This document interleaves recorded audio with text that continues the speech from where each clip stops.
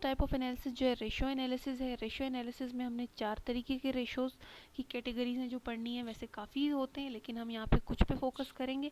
बाकी डिटेल में आप ये पढ़ेंगे। FSA का एक पूरा सब्जेक्ट है फाइनेंशियल स्टेटमेंट एनालिसिस का, आगे कोर्स में आप पढ़ेंगे। उसमें डिटेल में फाइनेंशियल स्टेटमेंट्स एनालिसिस के सारे रेशोज़ और सारी एग्जांपल्स आप करेंगे। फिलहाल लिक्विडिटी रेशो होते हैं, लेवरेज होते हैं, एक्टिविटी और प्रॉफिटेबिलिटी रेशो होते हैं। लिक्विडिटी रेशो क्या होते हैं? They measure the firm's ability to meet current obligations. Liquidity ratios में कुछ 3-4 रेशोज़ आते हैं जो ये मेजर करते हैं कि एक कंपनी की लिक्विड या करंट पोजीशन क्या है, यानी कि फ़िलहाल मौजूदा हालत कंपनी की कैसी है कि कंपनी जो है वो अपने जो मौजूदा कर्ज़े हैं उनको पे करने के लिए उसके पास इतने एसेट्स मौजूद हैं। करंट एसेट्स यानी कि कैश जैसे हो गया, क्या इतना कैश मौजूद है कि कंपनी अपने कर्ज़ों को जो अचानक आ जाते हैं उनको पे कर सके। यानी दूध वाले का अचानक बिल आ गया तो उसको पे करने के लिए कंपनी के पास कैश मौजूद है या नहीं। तो ये कंपनी की करंट पोजीशन या लिक्विडिटी को शो करते हैं ये रेशोज़। उसके बाद leverage ratio, these ratios show the proportion of debt and equity in financing the firm's assets। ये शो करने की कंपनी के जो एसेट्स हैं जिनको कंपनी फाइनेंस किस तरह करती है। हमने कहा था कि फाइनेंसिंग के 2 ही तरीके हैं, इक्विटी और डेट। इक्विटी यानी कि खुद से पैसा लगा के एसेट्स खरीदे जाएं, डेट यानी कि दूसरों के पैसे से लगाया जाए। तो लिवरेज रेशो ये शो करते हैं कि ये जो पैसा कंपनी के मालिक खुद और दूसरों से लेकर लगा रहे हैं इन एसेट्स के ऊपर, क्या इन एसेट्स क्या इससे कोई फ़ायदा भी हो रहा है, इन एसेट्स पे कुछ कमा भी रही है कंपनी या नहीं। Activity ratios, they reflect the firm's efficiency in utilising the assets. ये बताते हैं कि कंपनी ये जो एसेट्स हैं इनको यूज़ करके कितना एफिशिएंटली इनको यूज़ कर रही है, इन एसेट्स के ऊपर कितना अच्छा रिटर्न कमा रही है। ये एक्टिविटी रेशोज बताते हैं। प्रॉफिटेबिलिटी रेशो बताते हैं overall performance and effectiveness, company की प्रॉफिटेबिलिटी कितनी, क्या प्रॉफिट आ रहा है कंपनी का या फिर लॉस में जा रही है। चारों कैटेगरीज जो एक दूसरे से डिफरेंट है। किसी एक की बेसिस पे हम ये नहीं कह सकते कि कंपनी बहुत अच्छी है। लिक्विडिटी पोजीशन कंपनी की अच्छी हो सकती है तो ज़रूरी नहीं कि प्रॉफिटेबिलिटी भी अच्छी हो। यानी करंट पोजीशन अच्छी है लेकिन इसका मतलब ये नहीं कि कंपनी के ऑपरेशंस प्रॉफिटेबल भी हैं। तो डिफरेंस हो सकता है कि हम किसी एक रेशो की बेस पे कंपनी पे कमेंट नहीं करते बल्कि ओवरऑल सारे रेशोज़ को देख के उसके बाद कमेंट करते हैं। लेकिन इस स्टेज पे मैं आपको किसी एक रेशो की बेस पे कंपनी पे कमेंट करना सिखाऊंगी। लिक्विडिटी रेशो सबसे पहले, इसमें क्या क्या रेशोज़ आते हैं। हमने कहा कि ये वो रेशोज़ होते हैं जो कंपनी की करंट पोजीशन बताते हैं कि मौजूदा क्या सूरत हाल है, कंपनी अपने हालिया जो मौजूदा कर्जे हैं, लाइबिलिटीज़ हैं, उनको पे करने की इनकी एबिलिटी है या नहीं। इसमें 3 रेशो हैं। सबसे पहले वर्किंग कैपिटल। वर्किंग कैपिटल का फार्मूला है current assets minus current liabilities. Working capital क्या चीज़ होती है, ये बताता है कि कंपनी के करंट लाइबिलिटीज़ जो हैं वो जब करंट एसेट्स में से हम निकाल देंगे तो कितना कैपिटल, कितना पैसा बचेगा। यानी एसेट्स फॉर एग्जांपल 100 रुपए के हैं और लाइबिलिटीज़ 80 हैं, तो 100 में से 80 निकाल देंगे तो कंपनी के पास जो वर्किंग कैपिटल है यानी रोज़मर्रा की ज़रूरियात को पूरा करने के लिए जो कैपिटल चाहिए, पैसा चाहिए, वो कितना बचेगा, 20 रुपये बचेगा। तो वर्किंग कैपिटल जो है वो ये बताता है कि कंपनी जो है वो करंट एसेट्स में से लाइबिलिटीज़ को करंटली पे कर देती है, तो रोज़मर्रा की जो ज़रूरियात है उनको पूरा करने के लिए कितना कैपिटल, कितना पैसा बचता है, उसको वर्किंग कैपिटल कहा जाता है। ये वर्किंग कैपिटल जो है वो ज़्यादा होना चाहिए, इसकी अमाउंट पॉजिटिव होनी चाहिए, ज़्यादा होनी चाहिए, तो कंपनी की लिक्विड पोजीशन अच्छी है। अगर नेगेटिव होगा तो अच्छी नहीं है। आगे क्वेश्चन करेंगे तो ये पता चल जाएगा किस तरह होता है। करंट रेशो दूसरा रेशो है लिक्विडिटी का। ये कैसे कैलकुलेट करते हैं, current asset divided by current liabilities. Current assets को करंट लाइबिलिटीज़ पे डिवाइड कर देते हैं। ये रेशो ये बताता है कि करंट लाइबिलिटीज़ के मुकाबले में करंट एसेट्स कितने हैं। ये रेशो की जो अमाउंट है वो 1 से ज़्यादा होनी चाहिए। 1 से जितना ज़्यादा होगा उतना कंपनी की लिक्विड पोजीशन अच्छी होगी। वो 1 से ज़्यादा ये शो करेगा कि 1 करंट लाइबिलिटीज़ के मुकाबले में एसेट्स कितने हैं। फिर क्विक रेशो, क्विक रेशो का दूसरा नाम है एसेट टेस्ट रेशो। बहुत ज़्यादा हर जगह यूज़ होता है, इसको मेमोरी में अपने सेव कर लें। क्विक रेशो का दूसरा नाम है एसेट टेस्ट रेशो। ये कैसे कैलकुलेट होता है, करंट एसेट्स माइनस इन्वेंट्री। यहाँ पे सिर्फ इन्वेंट्री लिखा है लेकिन असल में ये होता है कि इसमें सारे करंट एसेट्स को लिखा जाता है और नॉन करंट को माइनस कर दिया जाता है। यानी सिर्फ क्विक एसेट्स इसमें लिखे जाते हैं। इन्वेंट्री करंट एसेट है लेकिन क्विक नहीं है, ठीक है। इन्वेंट्री करंट तो है, ऊपर तो इस कैलकुलेशन में आएगी, लेकिन क्विक एसेट की कैलकुलेशन में इन्वेंट्री नहीं आएगी क्योंकि इन्वेंट्री कैश में कन्वर्ट होती है लेकिन इतनी क्विकली नहीं होती, ठीक है। तो इन्वेंट्री को क्विक एसेट की कैलकुलेशन में हम नहीं लिखेंगे, उसे निकाल देंगे। उसके अलावा प्रीपेड एक्सपेंसेस जो हमारे होते हैं, जो प्रीपेड रेंट हो गया, जैसे अनएक्सपायर्ड इंश्योरेंस, इनको भी हम नहीं लिखेंगे क्विक एसेट में क्योंकि ये भी करंट तो है लेकिन क्विक नहीं है। तो करंट एसेट्स की कैलकुलेशन में सारे करंट एसेट आते हैं, लेकिन क्विक रेशो में हम क्विक एसेट्स लिखते हैं, यानी कि करंट एसेट्स माइनस इन्वेंट्री और प्रीपेड रेंट और जो भी दूसरे नॉन करंट एसेट्स हैं उनको माइनस कर देते हैं, और फिर करंट लाइबिलिटीज़ पे इसको डिवाइड करते हैं। ये भी 1 से ज़्यादा होना चाहिए तो कंपनी की लिक्विड पोजीशन अच्छी होगी। आगे इसका भी क्वेश्चन करेंगे। दूसरे हैं लिवरेज रेशोज़। लिवरेज रेशोज़ हमने यहाँ पढ़ा था कि लिवरेज रेशोज़ क्या शो करते हैं कि कंपनी की फाइनेंसिंग जो है वो डेट के थ्रू हो रही है या इक्विटी के थ्रू हो रही है, किस सोर्स से हो रही है। इसमें 2 रेशोज़ हैं, वैसे काफ़ी हैं, हम यहाँ पे 2 पे फोकस करेंगे। Debt ratio is equals to total liabilities divided by total assets. ये शो कर रहे हैं कि टोटल एसेट्स के मुकाबले में कंपनी कितनी लाइबिलिटीज़ है उसके पास, यानी कितने फाइनेंसिंग एसेट्स की वो कंपनी डेट के थ्रू कर रही है। डेट रेशो ये शो कर रहा है कि ये जो टोटल एसेट्स है कंपनी के पास, इसमें से कितने पोर्शन की फाइनेंसिंग जो है वो डेट के थ्रू यानी लाइबिलिटीज़ के थ्रू हो रही है। इन एसेट्स को खरीदने के लिए कितनी लाइबिलिटीज़ कंपनी अपने ऊपर जमा कर चुकी है। तो ये डेट रेशो है जो कि कंपनी का लिवरेज बताता है। उसके बाद interest coverage ratio, earning before interest and taxes divided by interest expense. Interest coverage ratio का फॉर्मूला है earning before interest and taxes, यानी कि इनकम स्टेटमेंट में टैक्सेस और इंटरेस्ट निकालने से पहले की जो इनकम होती है, जब सब कुछ निकाल देंगे तब नेट इनकम आएगी, लेकिन ऑपरेटिंग एक्सपेंसेस और कॉस्ट ऑफ गुड्स सोल्ड निकालने के बाद जो इनकम आती है उसको कहते हैं earning before interest and taxes. उसको डिवाइड करते हैं इंटरेस्ट एक्सपेंस के ऊपर। तो ये बताता है कि कंपनी का जो इंटरेस्ट है उसको कवर करने के लिए कंपनी के पास कितनी इनकम, कितनी अर्निंग्स मौजूद है। इसको इंटरेस्ट कवरेज रेशो कहा जाता है। एक्टिविटी रेशोज़ थर्ड कैटेगरी, इसमें आते हैं अकाउंट रिसीवेबल टर्नओवर। सबसे पहले अकाउंट रिसीवेबल टर्नओवर का फॉर्मूला है net sales divided by average account receivable. Net sales हमारी कंपनी के पास पता है हमें, इनकम स्टेटमेंट से आती है। Account receivable average, account receivable की अमाउंट तो बैलेंस शीट से आएगी। एवरेज अकाउंट रिसीवेबल यानी पिछले अकाउंट रिसीवेबल और इस साल के अकाउंट रिसीवेबल दोनों को प्लस करके 2 पे डिवाइड कर देते हैं तो एवरेज निकल आती है। किसी भी चीज़ की एवरेज ऐसी ही निकलती है कि 2 चीज़ों को प्लस करके नंबर ऑफ जितने भी आइटम्स हैं उन पर डिवाइड कर, 2 हैं तो 2 पे डिवाइड करेंगे, 3 है तो 3 को प्लस करके 3 पे डिवाइड कर देंगे। तो एवरेज अकाउंट रिसीवेबल इस तरीके से निकलता है। Average account receivable turnover ratio हमें क्या बताता है, ये बताता है कि जो हमारे अकाउंट रिसीवेबल हैं वो कितनी जल्दी टर्न हो जाते हैं सेल्स में,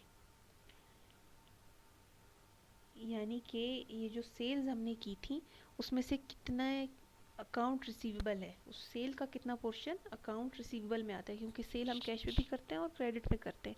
तो अकाउंट रिसीवेबल टर्नओवर रेशो बताता है कि हमारे सेल्स में से कितने जो है वो क्रेडिट पे हमने किए, कितने अकाउंट रिसीवेबल्स हमें मिलने हैं।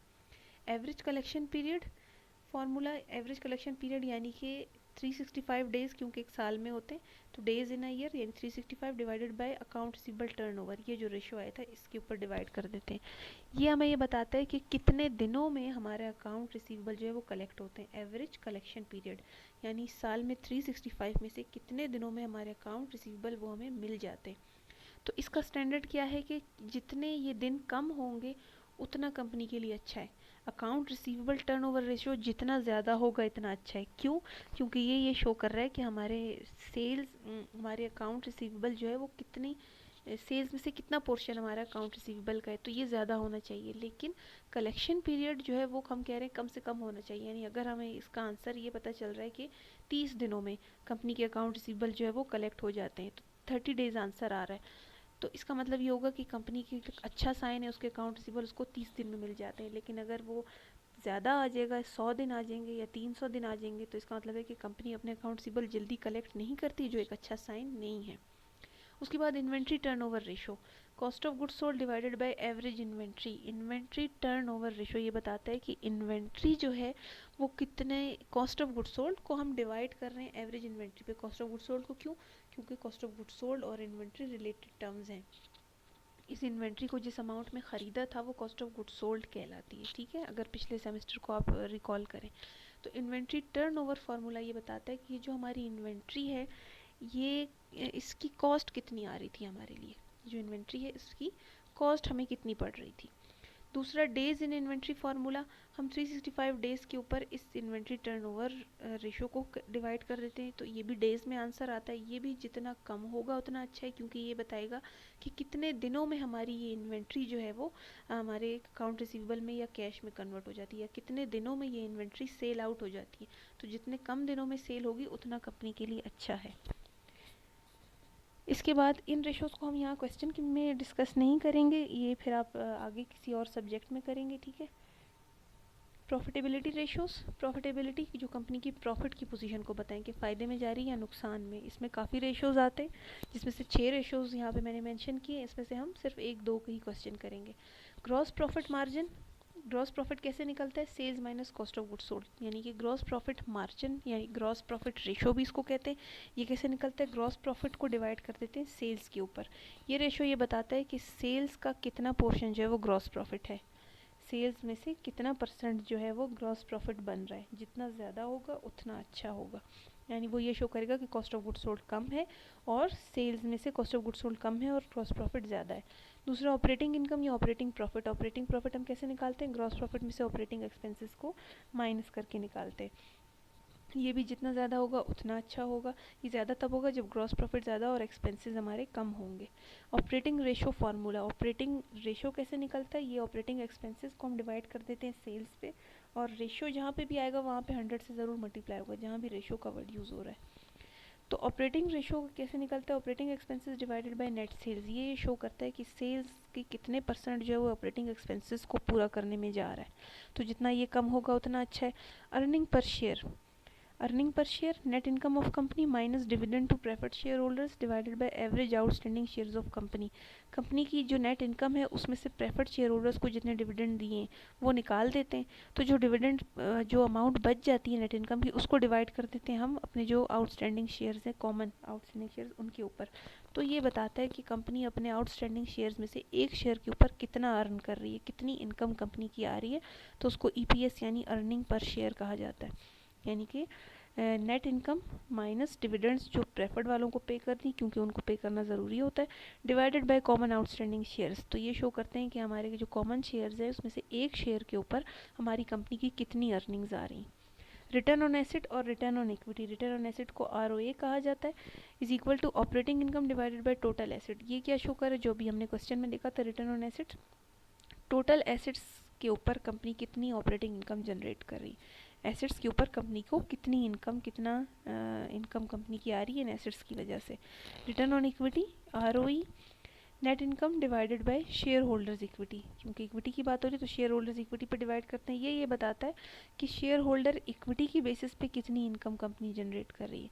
ये बता रहा है कि एसेट्स की वजह से कितनी इनकम आ रही है, और ये बता रहा है कि शेयर होल्डर इक्विटी यानी शेयर होल्डर्स का जो इक्विटी सेक्शन हम बनाते थे बैलेंस शीट का, उसकी वजह से कितनी इनकम कंपनी को मिल रही है। तो share holder equity section obviously shares से रिलेटेड पोर्शन होता है, जो ये बताता है कॉमन कितने इशू की, उससे कितना पैसा मिला, रिटेन अर्निंग कितनी थी, डिविडेंड दे दिए, कितनी बच गई।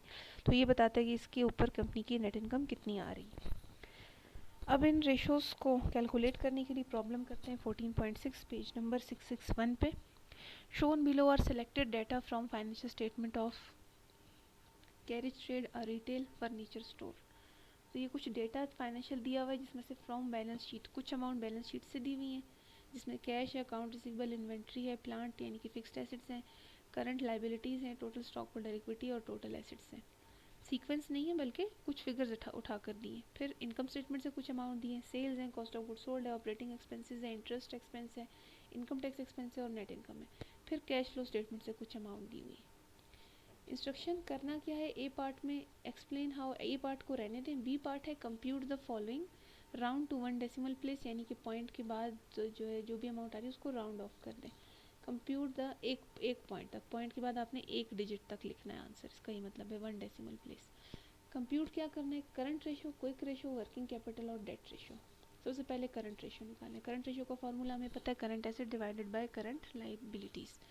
तो ये क्वेश्चन के ऊपर आते हैं, इसमें करंट एसेट्स का टोटल हमें करके नहीं दिया, बल्कि एसेट्स दिए, हमने खुद टोटल करना है। करंट लाइबिलिटीज़ का हमें टोटल दिया वो 1,50,000। करंट एसेट्स में क्या क्या दिया है, कैश है, अकाउंट रिसीवेबल है, इन्वेंट्री है, प्लांट एसेट क्योंकि फिक्स्ड एसेट है ये इसमें नहीं आते, तो हमने कैश, अकाउंट रिसीवेबल और इन्वेंट्री को प्लस कर लेना है, तो हमारे पास करंट एसेट्स आ जाएंगे।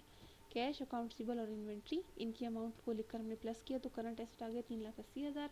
अब इसको हम करंट लाइबिलिटी यानी 1.5 लाख पे डिवाइड कर देंगे तो करंट रेशियो आ जाएगा 2.5। इसको लिखने का तरीका क्या है, हमने कहा था कि हम 1 से कंपेयर करते हैं, तो हम लिखते हैं 2.5 to 1, यानी 1 के मुकाबले में करंट रेशियो 2.5 है। ये हमने कहा था 1 से जितना ज़्यादा हो उतना अच्छा। ये शो कर रहा है कि कंपनी की लाइबिलिटीज़ 1 है और उस 1 गुना लाइबिलिटीज़ के मुकाबले में एसेट्स जो है वो 2.5 गुना है। 1 गुना लाइबिलिटी के मुकाबले में 2.5 गुना जो है एसेट्स मौजूद हैं। तो ये कंपनी की अच्छी लिक्विड या अच्छी करंट पोजीशन को शो कर रहा है। दूसरा क्विक रेशो का फॉर्मूला है quick asset divided by current liabilities. Quick assets क्या होते हैं? करंट एसेट्स में से इन्वेंट्री या और प्रीपेड एक्सपेंसेस को माइनस कर देते हैं तो क्विक एसेट्स आ जाते हैं। तो इस क्वेश्चन में करंट एसेट्स हमें क्या क्या दिए थे? हमें कैश, अकाउंट रिसीवेबल और इन्वेंट्री दिया था। हम इन्वेंट्री को छोड़ के सिर्फ बाकी करंट एसेट्स को लिखेंगे जो कि कैश और रिसीवेबल है। तो हम सिर्फ कैश और अकाउंट रिसीवेबल को प्लस करेंगे, ये क्विक एसेट्स हो जाएंगे 1,80,000। इसको करंट लाइबिलिटी जो कि गिवन है उस पर डिवाइड करेंगे तो आंसर आएगा 1.2। इसको भी 1 से कंपेयर करते हैं तो 1.2 to 1 इसको हमने लिख दिया। ये भी 1 से ज़्यादा है तो ये शो कर रहा है कि कंपनी के क्विक रेशो यानी कंपनी के करंट क्विक एसेट्स जो है वो लाइबिलिटीज़ के मुकाबले में ज़्यादा है। तो करंट लाइबिलिटीज़ 1 गुना है और क्विक एसेट्स उसके मुकाबले में 1.2 गुना है। तो ये भी एक अच्छा साइन है, कंपनी की करंट लिक्विड पोजीशन अच्छी शो कर रहा है। तीसरा वर्किंग कैपिटल निकालना है जो है current assets minus current liabilities. Current assets हमने अभी ये 1 पार्ट में कैलकुलेट किया था, उसमें से करंट लाइबिलिटीज़ को माइनस करना है। तो वर्किंग कैपिटल का आंसर आ गया 2,30,000। ये हमने कहा था पॉजिटिव होना चाहिए, जितना ज़्यादा होगा उतना अच्छा। ये शो कर रहा है कि कंपनी की लाइबिलिटीज़ जो हैं वो एसेट्स के मुकाबले में कम है। 1.5 लाख लाइबिलिटीज़ को पे करने के लिए 3,80,000 के एसेट्स मौजूद हैं, यानी कि इनको पे कर दिया जाए तो 2,30,000 के एसेट्स अब भी कंपनी के पास मौजूद हैं। तो ये वर्किंग कैपिटल है जो कि डे टू डे नीड को फुलफिल करने के लिए मौजूद है, पॉजिटिव है। ये एक अच्छा साइन है कंपनी की लिक्विडिटी का। नंबर 4 हमें कहा है डेट रेशो कैलकुलेट करें। Debt ratio is equal to total liability divided by total assets. Total liabilities हमें इस क्वेश्चन में नहीं दी, टोटल एसेट्स तो दिए हुए ये है, लेकिन टोटल लाइबिलिटी हम कैसे निकाल सकते हैं? हम कहते हैं टोटल स्टॉक होल्डर इक्विटी में से टोटल एसेट्स को माइनस कर दे तो टोटल लाइबिलिटीज़ आ जाएंगी। टोटल स्टॉक होल्डर इक्विटी हमें दी है 3 लाख और टोटल एसेट्स हमें दिए 10 लाख। तो हम टोटल एसेट्स में से टोटल लाइबिलिटीज़ को टोटल स्टॉक होल्डर इक्विटी को माइनस करेंगे तो टोटल लाइबिलिटीज़ आ जाएंगी 7 लाख। अब हम डिवाइड कर देंगे 7 लाख को टोटल एसेट्स पे। टोटल एसेट्स जो है वो 10 लाख हैं और 100 से मल्टीप्लाई कर देंगे, रेशो है इसलिए, तो हमारे पास आंसर आ जाएगा 70%। तो डेट रेशो जो है वो 70% क्या शो कर रहा है कि टोटल एसेट्स के मुकाबले में टोटल लाइबिलिटीज़ कितनी है। टोटल एसेट्स 10 लाख हैं और लाइबिलिटीज़ सिर्फ 7 लाख हैं। तो इसका मतलब ये है कि हमारे एसेट जो है वो लाइबिलिटीज़ के मुकाबले में 70% ज़्यादा है। C part, comment on these measurements and evaluate Carriage Trade's short term debt paying ability. यानी कि लिक्विडिटी के ऊपर कंपनी की कमेंट करें, कंपनी की लिक्विड पोजीशन पे कमेंट करें। Short term debt paying ability यानी मुख्तसर वक्त में, शॉर्ट टाइम पीरियड में कंपनी अपने डेट, अपनी लाइबिलिटीज़ को पे करने की हैसियत रखती है या नहीं। तो ये हम करंट और क्विक रेशो की बेस पे करते हैं और वर्किंग कैपिटल भी इसमें आता है। करंट रेशो हमारा आ रहा था 2.1 जो कि ज़्यादा है, अच्छा है, और क्विक रेशो 1.2 था, वो भी ज़्यादा है।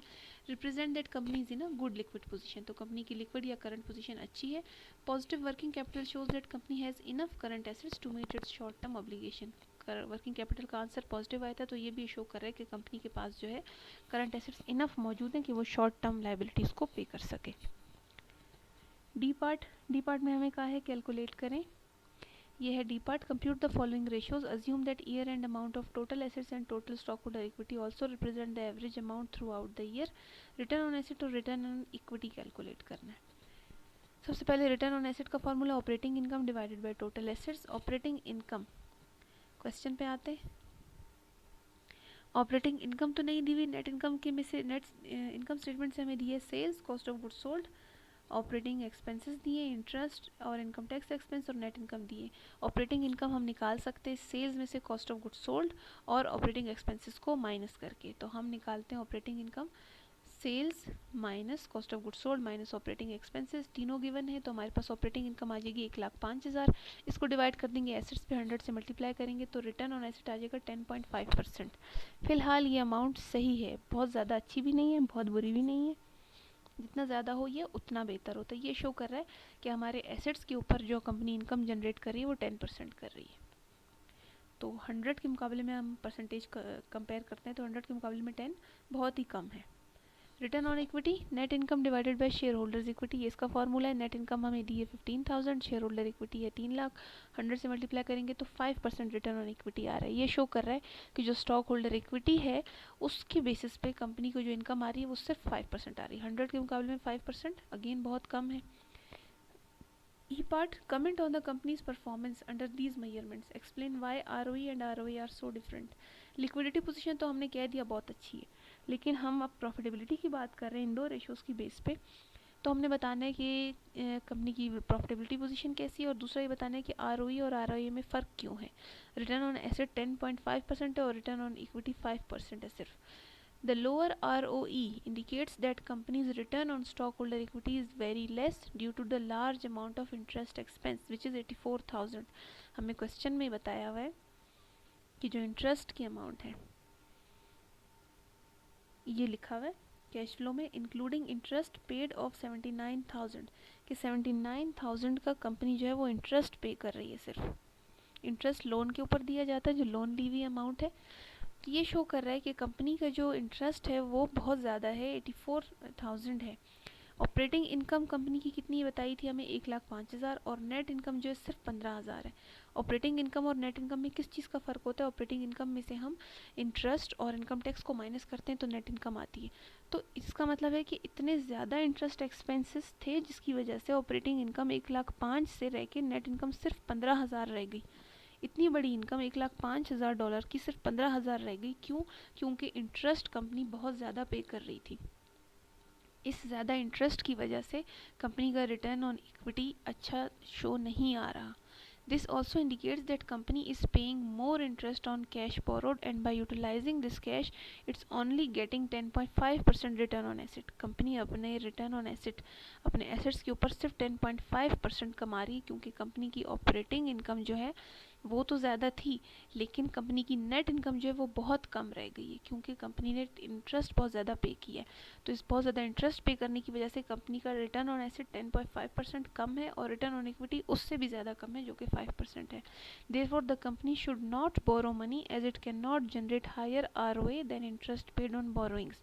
तो कंपनी को जहाँ से भी वो बोरोइंग कर रही है लोन की, वो नहीं करना चाहिए, क्योंकि कंपनी बहुत ज़्यादा इंटरेस्ट पे कर रही है। उसकी वजह से कंपनी को अपनी ROE, कंपनी का जो रेशो है रिटर्न ऑन इक्विटी, वो बहुत कम आ रहा है। यानी कंपनी की जो इनकम है इक्विटी के ऊपर इनकम वो बहुत कम आ रही है। फिर 5% बहुत कम है, तो इसलिए कंपनी को यहाँ से बोरो नहीं करना चाहिए। कंपनी को वहाँ से बोरो करना चाहिए जहाँ पे उसकी इंटरेस्ट जो है वो कम हो, और उस इंटरेस्ट, क्योंकि वो इंटरेस्ट हम उस पैसों पे दे रहे हैं जो हमने लोन लिया, और उस पैसों को हम बिज़नेस में ही लगा रहे हैं। यानी वो कैश ही है ना, वो कैश आपका एसेट ही है। तो उस कैश, उस एसेट को यूज़ करके आप कमा कम रहे हैं और उसके ऊपर इंटरेस्ट आप ज़्यादा दे रहे हैं। तो ये एक अच्छी स्ट्रेटजी नहीं है कंपनी के लिए, प्रॉफिटेबल पोजीशन नहीं है कंपनी की। कंपनी को अपने लोन लेने की जो प्रैक्टिस है उसको बंद कर देना चाहिए। तो ये थे तीनों रेशोस, इनकी हमने प्रैक्टिस की। अब हमने होमवर्क आपने करना है एक्सरसाइज 14.3 पेज नंबर 653 पे, और प्रॉब्लम 14.5 पेज नंबर 660 पे। उसका ए और बी पार्ट, उसमें अपने रेशोस कैलकुलेट करने। सी पार्ट में बुक में आपको दिया है कि कंपनी की लिक्विडिटी पे कमेंट करें शॉर्ट टर्म और लॉन्ग टर्म क्रेडिटर्स की बेस पे। आपने उसको इग्नोर करना है, आपने सिर्फ और सिर्फ कंपनी की लिक्विडिटी पे कमेंट करना है, जैसे हमने यहाँ पे किया था लिक्विड या करंट पोजिशन पे, ये जो हमने किया था सी पार्ट में। तो आपने सिर्फ इस तरह जो है तीनों रेशोज देखकर करंट, क्विक और वर्किंग कैपिटल, उनकी बेस पे आपने करंट कंपनी की लिक्विड पोजीशन के ऊपर जो है वो कमेंट करना है कि अच्छी है या बुरी है, सिर्फ ये करना है।